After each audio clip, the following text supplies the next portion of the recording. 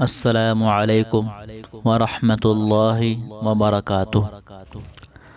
معزز سامعین کرام، دینی معلومات چینل میں آپ سب کا خیر مقدم کرتے ہیں۔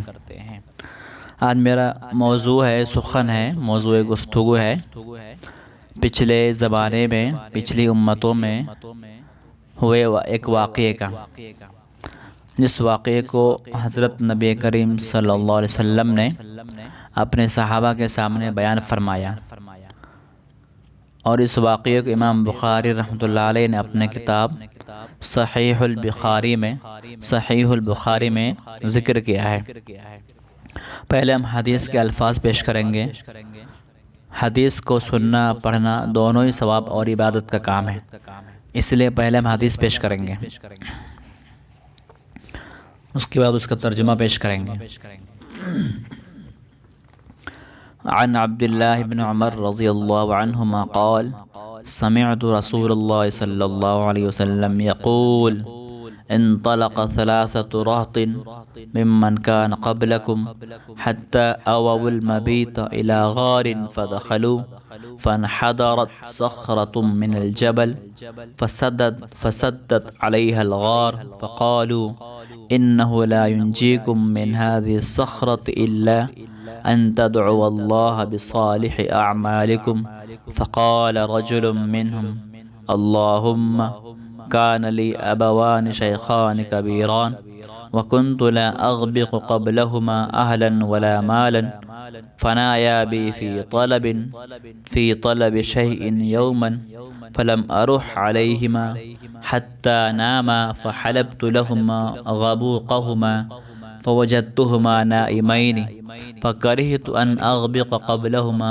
أهلا أو مالا فلبثت والقدح على يدي أنتظر استيقاظهما حتى برق الفجر فاستيقظا فشربا غبوقهما اللهم إن كنت فعلت ذلك ابتغاء وجهك ففرج عنا ما نحن فيه من هذه الصخرة فانفرجت شيئا لا يستطيعون الخروج قال النبي صلى الله عليه وسلم وقال الآخر اللهم كانت لي بنت عم كانت أحب الناس إلي فأردتها عن نفسها فامتنعت مني حتى ألمت بها سنة من السنين فجاءتني فأعطيتها 20 و100 دينار على أن تخلي بيني وبين نفسها ففعلت حتى إذا قدرت عليها قالت لا أحل لك أن تفض الخاتم إلا بحقه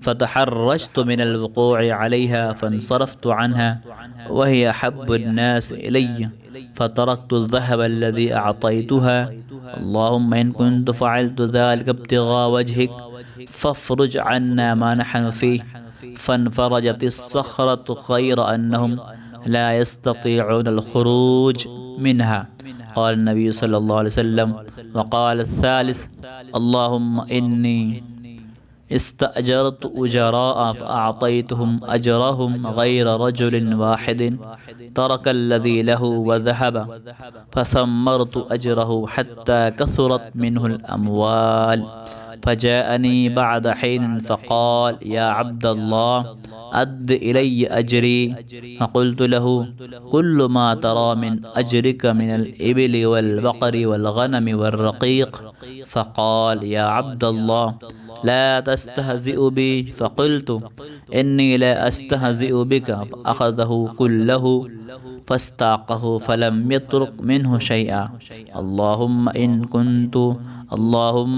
فإن كنت فعلت ذلك ابتغاء وجهك عنا ما نحن فيه فانفرجت الصخرة فخرجوا يمشون۔ اب ہم ترجمہ پیش کر رہے ہیں۔ حضرت عبداللہ بن عمر رضی اللہ عنہما فرماتے ہیں کہ میں نے رسول اللہ صلی اللہ علیہ وسلم کو ارشاد فرماتے ہوئے سنا، تم سے پہلے کسی امت کے 3 شخص ایک ساتھ سفر پر نکلے، چلتے چلتے رات ہو گئی، رات گزارنے کے لیے وہ ایک غار میں داخل ہو گئے۔ اسی دوران پہاڑ سے ایک چٹان گری جس نے غار کے منہ کو بند کر دیا۔ یہ دیکھ کر انہوں نے کہا کہ اس چٹان سے نجات کی یہی صورت ہے کہ سب کے سب اپنے اعمال صالحہ نیک اعمال کے ذریعے اللہ تعالیٰ سے دعا کرے۔ چنانچہ انہوں نے اپنے اپنے عمل کے واسطے سے دعائیں کی۔ ان میں سے ایک نے کہا، یا اللہ، آپ جانتے ہیں کہ میرے ماں باپ بہت بوڑھے تھے، میں اہل و عیال اور غلاموں کو ان سے پہلے دودھ نہیں پلاتا تھا۔ ایک دن میں ایک چیز کی تلاش میں دور نکل گیا۔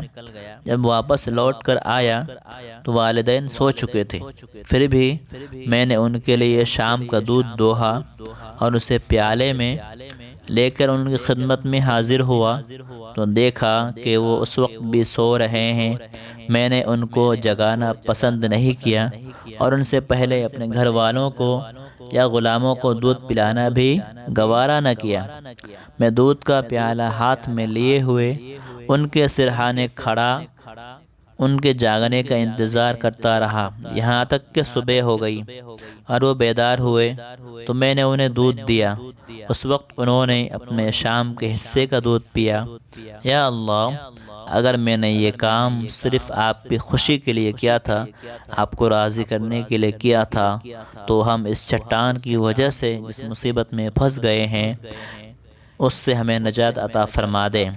اس دعا کے نتیجے میں وہ چٹان تھوڑی سی سرک گئی لیکن باہر نکلنا ممکن نہ ہوا۔ رسول اللہ صلی اللہ علیہ وسلم فرماتے ہیں کہ دوسرے شخص نے دعا کی، یا اللہ، میری ایک چچا زاد بہن تھی جو مجھے سب سے زیادہ محبوب تھی۔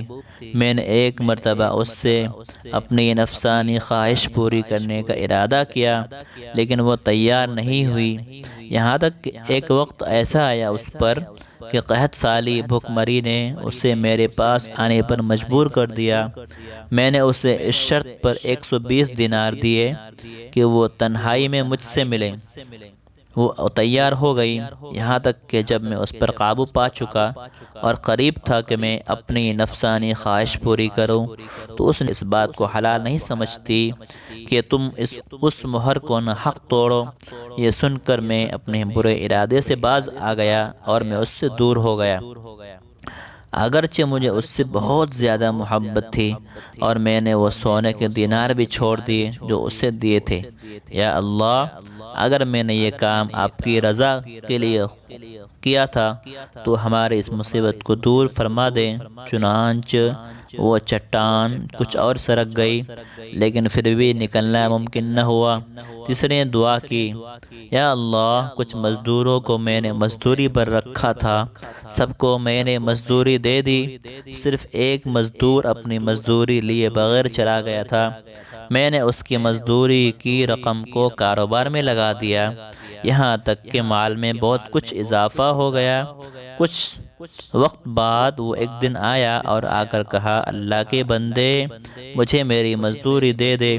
میں نے کہا، یہ اونٹ، گائے، بکریاں اور غلام جو تمہیں نظر آ رہے ہیں یہ تمہاری مزدوری ہے، یعنی تمہاری مزدوری کو کاروبار میں لگا کر یہ منافع حاصل ہوا ہے۔ اس نے کہا، اللہ کے بندے، مذاق نہ کر۔ میں نے کہا، مذاق نہیں کر رہا، حقیقت بیان کر رہا ہوں۔ چنانچہ میری وضاحت کے بعد وہ سارا مال لے گیا، کچھ نہ چھوڑا۔